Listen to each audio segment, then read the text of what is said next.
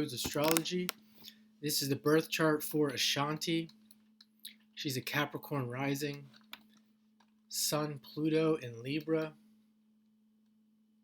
and a moon in Sagittarius. And I just did a video with about Mercury in Taurus, so I'll link that down in the description. I forgot to mention this, but we see she has Mercury in Scorpio. She doesn't have any Taurus, she doesn't have any planets in Taurus. And actually, she has the same rising midheaven combination as myself, so I'll speak on that as well. But here we have the Mercury in Scorpio, and then the Venus in Virgo, and it's making almost an exact sextile. So I didn't mention this in the video, but when Venus and Mercury are aspecting each other, it can have a person who their Mercury can be as if their Mercury is in Taurus. And what does that mean? Well, this is a very sensual person, and I want to kind of, before I get into the sun, moon, and rising, I want to focus on, if you've ever seen her video, Baby, check it out. If you haven't seen it, or if you haven't seen it for a while, check out the video. You'll see in that video it is a very Taurus-like video. Think of just using that word, baby, or the names that lovers will give each other. That's a very Mercury and Taurus type thing. Think of Mercury, the idea of communication and words and speaking, and giving the person a name, or the lover a name that's very Venus-like. You know, that idea of hearing that name can do certain things to many people. And there's the video where she's using that as the main theme of the video. And of course, there's a lot of beauty in that video, a lot of aesthetics. And then you see the bathtub as well. And I think this is something that's important to mention, that when it comes to Taurus, you see in that video the girl in the or the woman in the bathtub. That's a very Taurus-like activity, very earthy activity. Bathing, that's often neglected, I think, in today's society.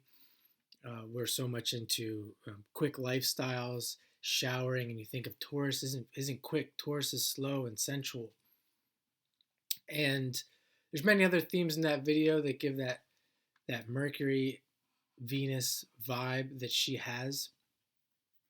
And you can see it's also conjunct Uranus, the planet that is very cool, unique, genius, and you can see that's adding a genius quality to that Venus Mercury aspect. So you could say she's very talented in this regard. If you're someone who likes this energy, you would really enjoy being in her company.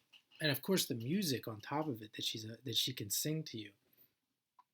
And she also has this Sun Pluto, very powerful combination. Sun Pluto, Pluto being power, the ruler of Scorpio. That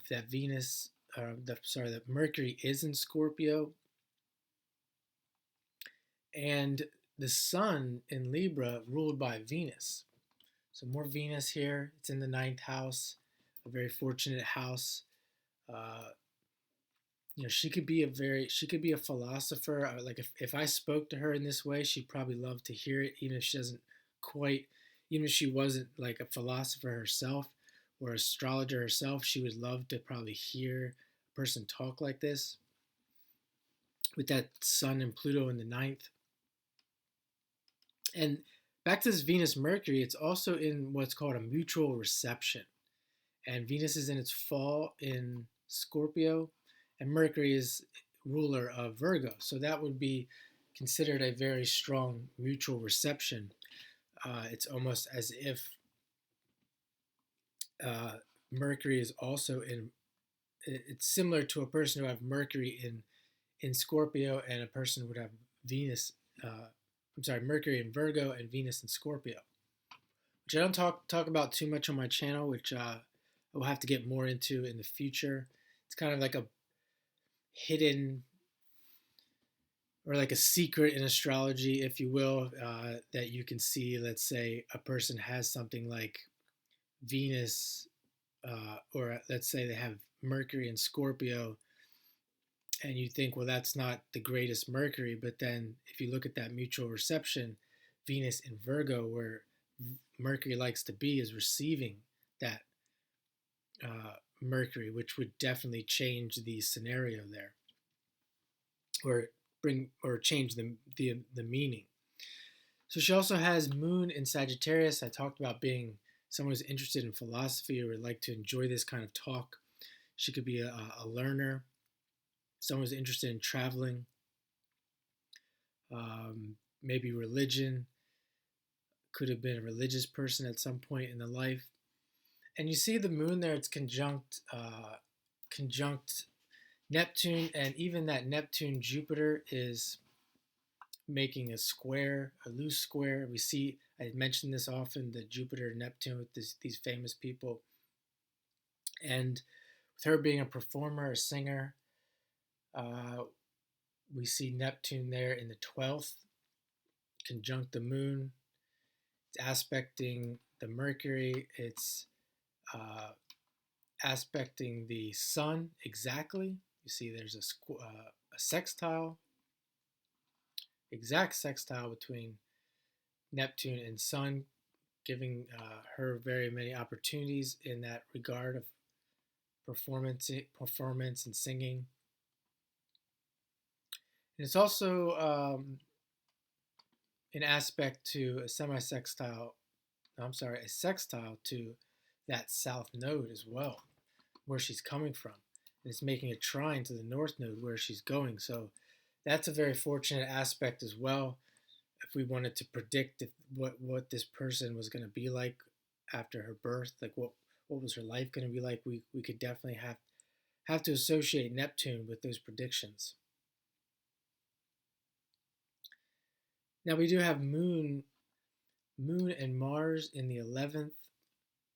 You could say that's she's driven, emotionally driven, to grow and expand with that Sagittarius in the 11th to wealth and fame. Uh, she's driven to accomplish her goals and objectives. Possibly a visionary, someone that would have seen these visions early in life and see them coming true in her future.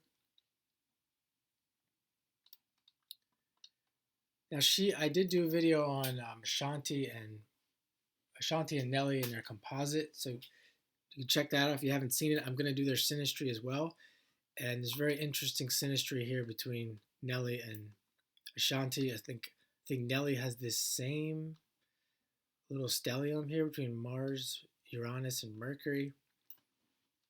They also both have the Jupiter-Saturn contacts. And back to Ashanti, she has the Mercury squaring the nodes, really pointing to this north node in Leo that she needs to focus on in this life to bring these nodes into balance. Maybe in the past, if you think of all these Taurus things I'm speaking of, maybe she's had where she's coming from is a place of being aloof, kind of avoiding things, and maybe that's how she would have developed all her sensuality, because that's something that in Taurus you spend with Taurus you'd spend Taurus Virgo, you'd spend a lot of alone time to think and to really feel your senses alone.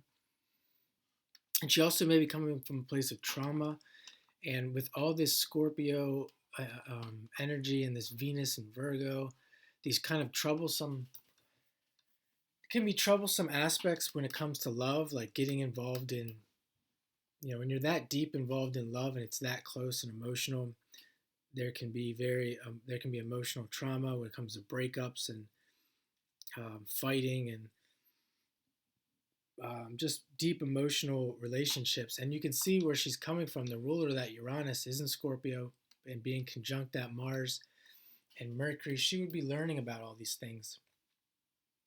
And with the Sun, the ruler of Leo, where this square is pointing to, it's conjunct Pluto. So more of that energy is continuing. The feelings of energies of abandonment, sex, psychological. She's dealing with this in this life, and also bringing more of the fun, playful, romantic side to relationships out of all this. Maybe kind of getting away from the uh, negative Scorpio, which I'm not going to get into, but the negative Scorpio themes, negative Scorpio thoughts that she may have, and um, you know, really getting into the more fun and playful side. Could have something to do with children, like her having a child here. Um, taking that serious side of Scorpio out of it, and more of the children being associated with Leo, having fun to balance all that out. And it could be something that we'll see here in the future between her and Nelly, as if she does go back into that dark space of what we would call a darker space of Aquarius and Scorpio, or if she remains in the playful, fun side of children, um, creativity, performance, and romance with Nelly. So I know I said a lot there. Hope that was easy to follow. And I'm going to leave it there. This is the horoscope or the astrology of Ashanti.